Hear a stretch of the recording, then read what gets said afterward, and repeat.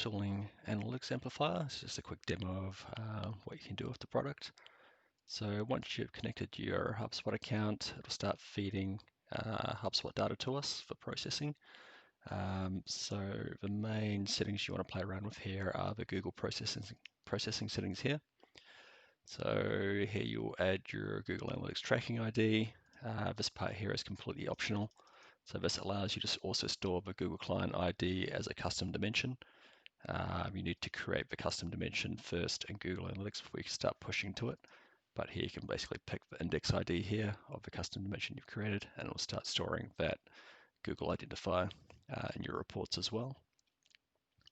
The next bit to look at is the HubSpot events. So these are basically pre-built ones that we listen for. So when the lifecycle event changes, we'll push it through as an event. For example, if it changes from a lead to a customer, that'll be tagged into your Google Analytics reports as that person being a customer at that point in time.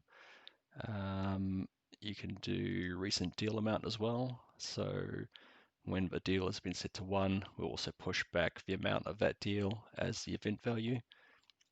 Persona set, so if the persona has been defined and pushed through, we can also tag that in your reports and Google Analytics as an event. Have a number of deals associated can also be pushed through. NPS rating, this is a HubSpot Pro Enterprise feature only, but you'd get that scoring coming through as well around how happy your customers are. Then unsubscribed, so if they've unsubscribed for any emails, this could be handy if you wanted to exclude them from campaigns or just report on it in general. And then we also have a custom lead status here, so cool, warm, hot. So all of these, you'll notice you can add custom dimensions to these as well. So you can basically pick what you want loaded there. It's just important that you create these first in your Google Analytics account. So if you have a look here, you'll be able to see more information on how you can set those up, which is pretty straightforward. So once you've added these, you might want to also start adding some custom HubSpot events. So a guide here on how they work with a bit more detail, but adding them is pretty straightforward. Simply click add another event. So you can add up to 10 of these custom events. You can actually define what you want the category label to be, the action, the label itself, and the value. So you can just type in what you want, action 1, label 1, and set a value as 100. You can also add custom dimensions to these as well.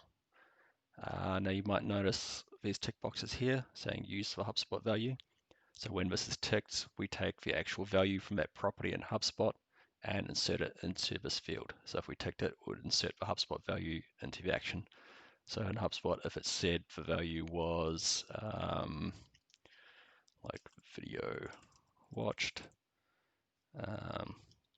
that came through, that would populate in there as video watched from the HubSpot data itself. So you do that for these 3 fields here. Important to note with the actual value field here, this has to be numeric. If it's not numeric, it won't go through. So it needs to make sure that if you tick this, it's a number coming through from HubSpot as well.